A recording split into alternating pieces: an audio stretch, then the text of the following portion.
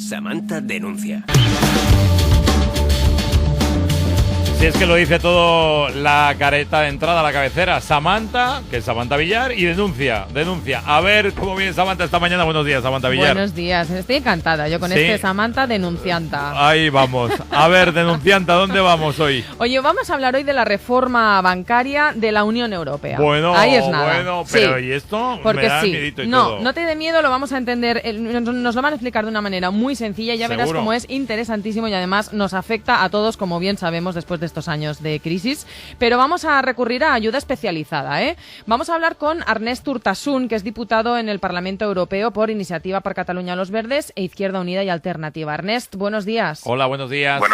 Buenos días, ¿cómo estáis? Ernest, gracias por atendernos, que sabemos que estás a punto de coger un avión. Te voy a preguntar rápidamente. La Unión Europea preparó una reforma que pretendía separar las actividades bancarias. ¿Qué significa esto? Una reforma que pretende separar las actividades bancarias.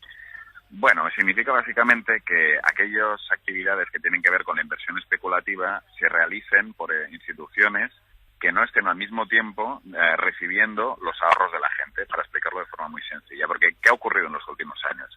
Que los bancos han entrado en quiebra porque sus inversiones especulativas han sido ruinosas y entonces, con dinero público, se ha tenido que rescatar a estas instituciones enormes que combinaban los ahorros de la gente, que evidentemente había que salvarlos, pero también sus actividades especulativas.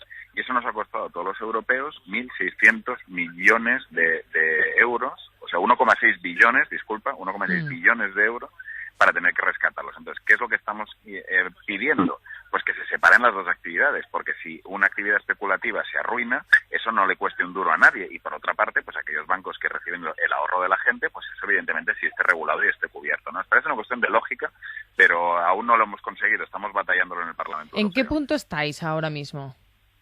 Bueno, la verdad es que el otro día lanzamos una voz de alarma porque en la Comisión de Economía del Parlamento Europeo íbamos a votar una regulación que básicamente no hacía la separación bancaria. Es decir, después de todo lo que ha pasado, pretendía el Partido Popular sacar adelante un texto en el cual se mantenía que las instituciones estas tan grandes que combinan las dos actividades pudieran seguir existiendo, ¿no? Afortunadamente fuimos capaces de rechazar ese texto y ahora lo que está asociando en el Parlamento es que hay otro ponente, que aún hay que elegirle, que va a hacer una nueva propuesta. Con lo cual es muy importante que la gente conozca esto, porque hay que poner mucha presión para que esta reforma realmente sea útil y podamos hacer esa separación. Para que nunca más una fallida de un banco por actividades especulativas nos cueste dinero público, que al final es de lo que se trata.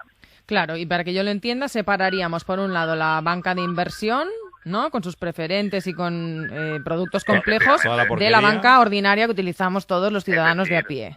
Los ciudadanos, nuestras cuentas corrientes que recibimos pues en dinero de nuestras nóminas, que tenemos nuestros pequeños ahorros, pues eso, que esos bancos no utilicen ese dinero para hacer inversiones especulativas, ¿no?, sino que esté separado y evidentemente si ese banco tiene algún problema, que sí sea salvado, porque evidentemente son los ahorros de la gente. En cambio, un banco que se arruina porque hace inversiones especulativas, que es lo que ha pasado en los últimos años, eso no tenemos por qué pagarlos entre todos, que es lo que hemos hecho en los últimos años. Y por lo tanto es muy importante separarlos para que esa mezcla no ocurra, ¿no?, que es una mezcla perversa, ¿no?, porque evidentemente los pequeños ahorradores no tienen por qué hacerse responsables de lo que hagan los grandes inversores que especulan en los mercados financieros, ¿no? A ver si te estoy entendiendo. Si esto ya existiera hace unos años, ¿nunca habría pasado lo de las preferentes? Bueno, lo que no hubiera pasado, evidentemente, es que no hubiéramos tenido que rescatar con dinero público, por ejemplo, el pufo de Bankia. El pufo de Bankia, que evidentemente no era un pufo producido por unas inversiones absolutamente especulativas y mal hechas, y que al final nos ha acabado costando un dineral entre todos porque hemos tenido que rescatar el banco con dinero público. Si hubiéramos tenido la separación bancaria, evidentemente pues una institución financiera que hace actividad especulativa pues se hubiera dejado caer y los especuladores hubieran perdido su dinero, pero no nos hubiera costado dinero entre todos, ¿no? Ernest, si hubiéramos tenido esa separación en el 2008, nos hubiéramos ahorrado que la banca nos costara tanto dinero. ¿y un escándalo como el de las preferentes también deriva de esta unión de actividades bancarias? Bueno, el escándalo con las preferentes es una cosa un poco particular, que es que básicamente se timó a los pequeños ahorradores y evidentemente lo que se hizo fue que sus pequeños ahorros que tenían se les engañó y se dedicaron a hacer un tipo de inversiones que no era para lo que estaban hechos, ¿no? Evidentemente, si hubiéramos tenido esa separación bancaria, una persona que hubiera tenido ese dinero puesto en una cuenta corriente o una cuenta de ahorros normal, pues no se hubiera visto frente a esto, ¿no?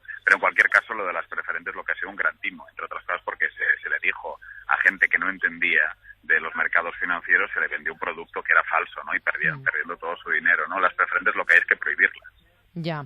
Y vista toda la experiencia de estos últimos años de crisis, ¿qué argumento dan los que están en contra de esta separación de actividades bancarias?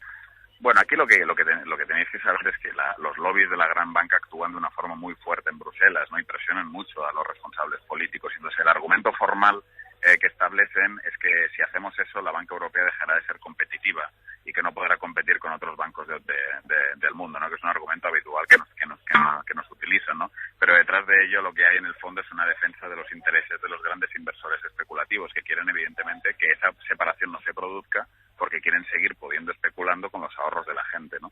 Y eso, pero el argumento formal es que la gran banca dejará de ser competitiva. Mire, eso es mentira. Entre otras cosas porque durante muchos años, y eso la gente no lo sabe, esa separación existía. Existía en Europa, existía en los Estados Unidos y fue a partir de los años 70, los años 80 que se cambió la regulación financiera y se permitió que se juntara y que se jugaran con nuestros ahorros, ¿no? Y eso evidentemente pues no puede ser, ¿no? ¿Hay alguna posibilidad de que se lleve a cabo esta reforma? Yo creo que dependerá un poco de la presión que ejerzamos, ¿no? Nosotros en el Parlamento Europeo, que tiene capacidad legislativa, o sea, el Parlamento Europeo va a decidir sobre eso, nosotros vamos a poner toda la presión ahora con el nuevo informe, que se va a poner encima de la mesa para que esa separación sea realmente efectiva, y después, evidentemente, lo que sí necesitaremos es que haya mucho debate. Ahora mismo, por ejemplo, hay mucho debate sobre el Tratado de Libre Comercio con Estados Unidos y eso nos está ayudando en el Parlamento a poner el dedo en la llaga de aquellas cosas que sabemos que no funcionarán y que son un peligro. Si realmente somos capaces de generar un debate sobre esta cuestión, yo creo que podemos ganar esa batalla, ¿no? Y por eso agradezco mucho que lo haya podido explicar hoy en la radio. Pues encantados de que lo hayas podido explicar y cuidadito con el avión que tienes que coger. Sí. Gracias, Ernest, por toda la información. Gracias a vosotras. Gracias, Amanda, y gracias a los compañeros del programa. Un Gracias. saludo. Hasta luego, chao.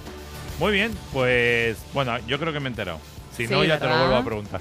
Gracias, Samantha. Hasta la próxima semana. Adiós. 80 y la madre. Con José Antonio Ponsetti. Todas las mañanas en M80.